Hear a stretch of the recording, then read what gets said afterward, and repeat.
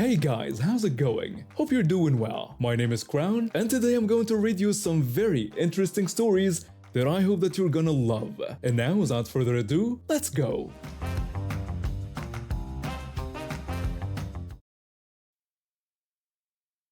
Like many college students, I found myself needing a part-time job to make ends meet. The rising costs of textbooks and living expenses weren't going to pay themselves, so I started working at a boba shop near campus. The tips were decent, and I got to meet some interesting people.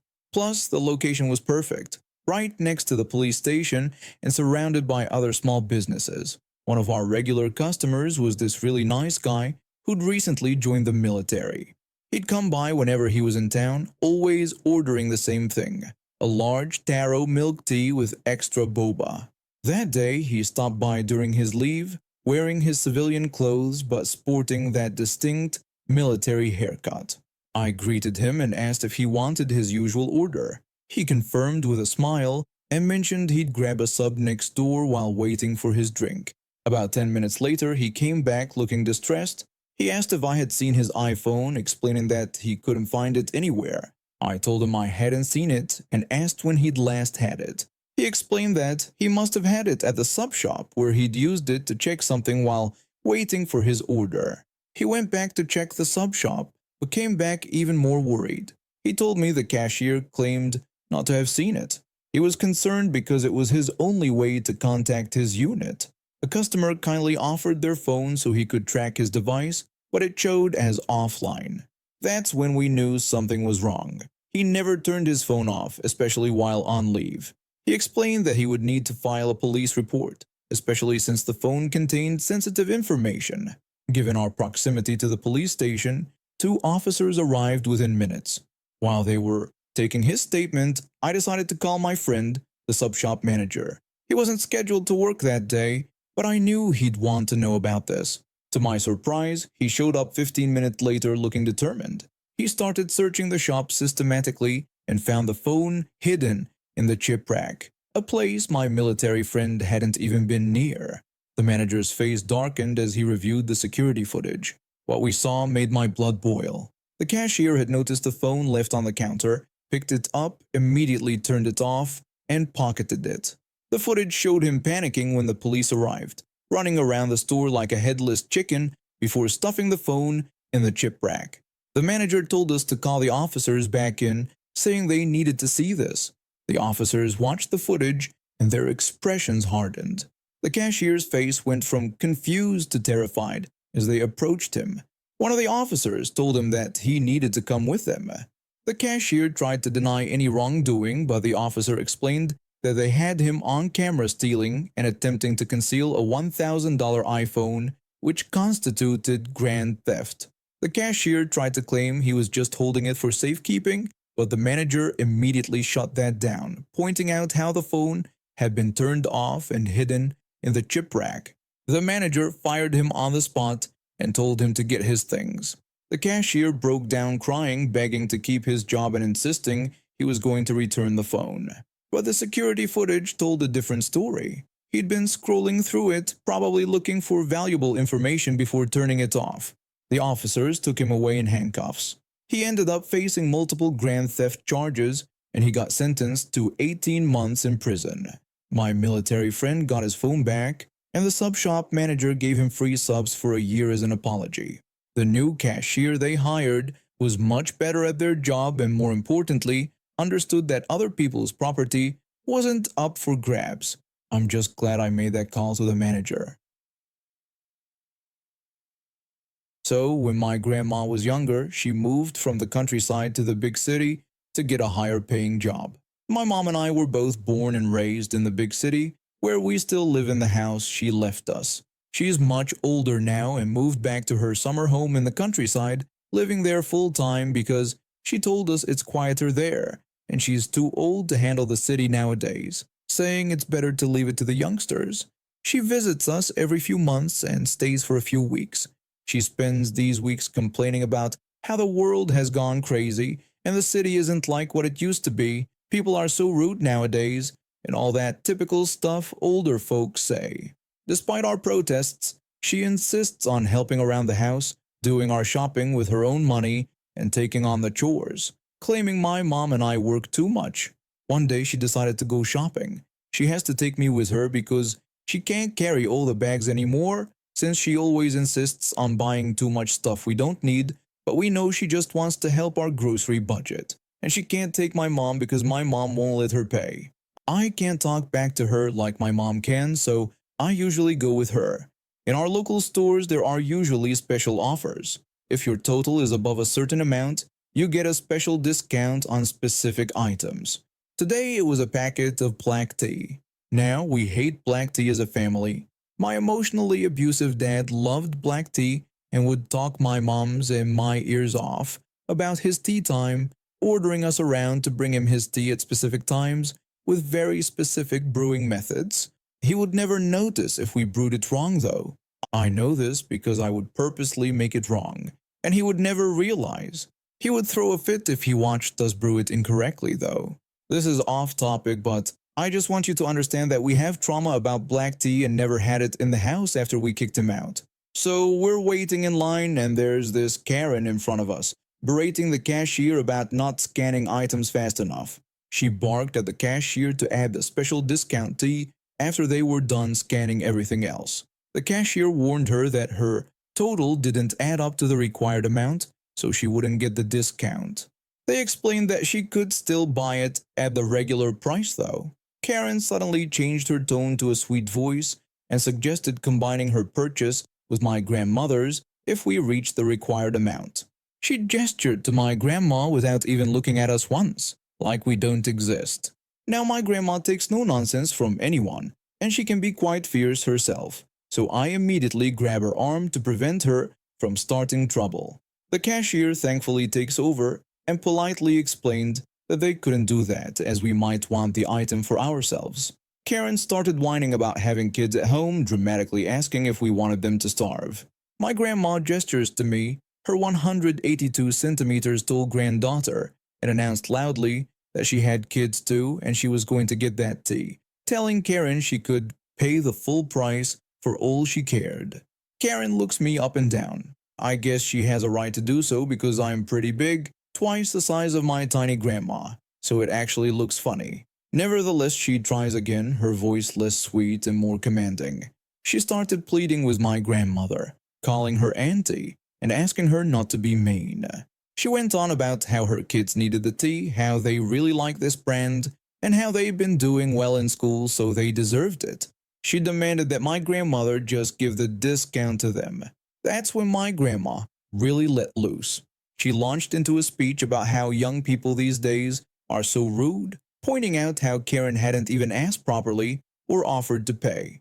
She told Karen that her kids deserved a better mother before they deserved any tea, and even threw in that I probably deserved it more than her kids because I just started my first job after graduating. She finished by telling Karen she should mind her own appearance before assuming someone was her auntie. Karen knows she can't win against my tiny but fierce grandma at this point. She pays in a hurry during the lecture and scurries out the door. I'm just worried about Grandma's heart rate at this point. We bought the tea and brought it home anyway. We decided to bake a cake and try drinking it. Now my grandma is pestering me, asking if I have any leftover hair dye because she says these jerks see her gray hair and think of me as an easy target. When I asked if she was sure about wanting pink hair, she just got more determined. She's also complaining to my mom that I held her back and she couldn't pull the hair extensions off of that witch one by one and make her eat them. I had to tell her to sit down because she has a weak heart, but she wouldn't listen. And that's how my tiny grandmother stood up to an entitled Karen who thought she could take advantage of an elderly woman. She's now sporting bright pink hair and looking quite pleased with herself, saying no one will dare mess with her now. Though I think it's less about the hair and more about her fiery personality that keeps the Karens at bay. My husband and I have been trying for a baby for 3 years. After 2 miscarriages and countless disappointments, we finally got the news we'd been waiting for. The pregnancy was going well, and at 7 months, I was beyond excited to welcome our rainbow baby. That day, my husband was working overtime to save up for his paternity leave. We'd run out of groceries, and despite his insistence that he'd handle it after work, I decided to go myself. I was tired of feeling helpless just because I was pregnant. The summer heat was brutal that day. The air conditioning in my car was barely keeping up, and I could feel sweat running down my back. I had my shopping list ready, mostly ingredients for meal prep, since I wanted to stock our freezer before the baby arrived. When I pulled into the crowded grocery store parking lot, I spotted a car backing out. Perfect timing, I thought. I waited patiently for them to leave, then started pulling into the spot. That's when I heard the screaming. A woman's voice caught my attention as she shouted at me, demanding to know what I thought I was doing. I looked in my rearview mirror to see her walking towards my car. I asked if something was wrong, and she responded with even more anger. She yelled that it was her spot and claimed she had been waiting there forever. I looked around, confused. I hadn't seen any cars waiting for this spot. I tried to apologize, explaining that I hadn't seen anyone waiting since I had just arrived. She accused me of lying, claiming she had seen me circling the lot, waiting to steal her spot. She even added that I thought I could take whatever I wanted just because I was pregnant. How did she even know I was pregnant? I hadn't stepped out of the car yet. I tried to defuse the situation by explaining again that I had just arrived and offered to find another spot. But she only got more aggressive, accusing me of gaslighting her and ranting about entitled pregnant women thinking the world owed them everything. She was getting closer to my car, her face red with rage. I started to feel genuinely scared. I asked her to step back, telling her she was making me uncomfortable. Her response was chilling. She sneered that she would show me what uncomfortable really meant. Before I could react, she yanked open my car door and grabbed my arm. I cried out, pleading with her to stop and reminding her that I was pregnant. But she didn't care. She pulled me out of the car with surprising strength and shoved me. I lost my balance and fell, managing to twist just enough to land on my side instead of my stomach. The pain was immediate and terrifying. A crowd gathered quickly. Someone helped me sit up while another person called the police.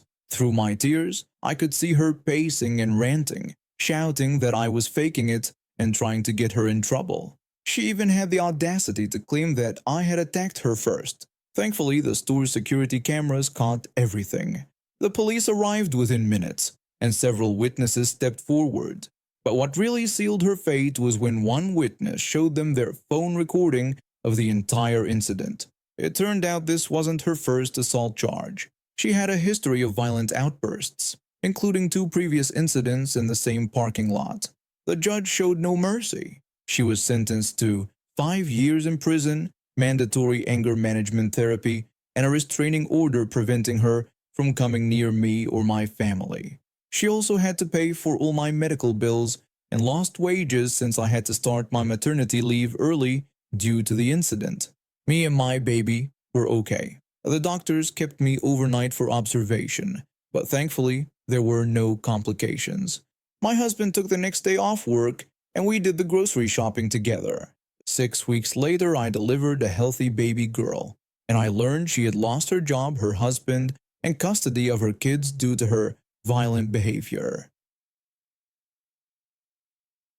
I've been working in aviation for over 15 years, starting as a check-in agent and working my way up to becoming an airline duty manager. It's a challenging job, but I love it.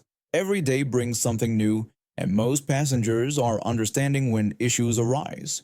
However, this incident still makes my blood boil whenever I think about it. It happened during one of our busiest seasons. I was the duty manager for an international flight arriving from Asia, carrying over 300 passengers. What made this day especially challenging was a major security incident at our airport. I can't disclose the exact nature of the incident, but it was serious enough that several areas of the airport had to be shut down, including parts of our baggage handling system. I was briefing our cabin crew about the situation, explaining that there would be significant delays in baggage delivery, when I heard someone shouting behind me. An angry passenger approached us, demanding his bags immediately. I tried to explain the situation about the airport incident and our attempts to resume normal operations, but he wouldn't listen. He shouted that he didn't care about any security incident or what happened to us. He just wanted his bags right away. He was pointing his finger at me while speaking. Several other passengers nearby were watching the scene unfold, many of them shaking their heads in disapproval at his behavior. I explained that he would need to wait like everyone else, as this was beyond our control. He responded by threatening to file a complaint and get everyone fired. When I asked what he expected me to do given the circumstances, he stormed off. My supervisor and the cabin crew were visibly disgusted by his behavior, but we had to focus on managing the situation. Our airline agent made an announcement about the delayed baggage, being careful not to mention the security incident to avoid causing panic. Just as we thought the situation was under control, the entitled passenger came charging back. He accused me of being a liar and again demanded his baggage immediately. At this point, my patience was wearing thin. We had been dealing with this crisis for hours, coordinating with airport security, customs, and trying to keep hundreds of passengers calm. I told him about the security incident again, defending myself against his accusation of lying. The situation escalated when he demanded to speak to my manager. When I told him that I was the manager for the day, he insisted on speaking to my superiors. I explained that they weren't present but were already aware of the situation. Not satisfied, he demanded to speak to someone who could get his bags immediately. I suggested he contact the airport authority instead, explaining that we were following security guidelines and wouldn't risk our jobs by breaking protocol to retrieve his bags. One of our experienced cabin crew members stepped in at this point trying to defuse the situation. She explained again about the delay and surprisingly, the entitled passenger finally walked away, though still visibly angry. About 20 minutes later, the security incident was resolved and the baggage started arriving on the belt. As I watched the entitled passenger collecting his bags, a customs officer approached him.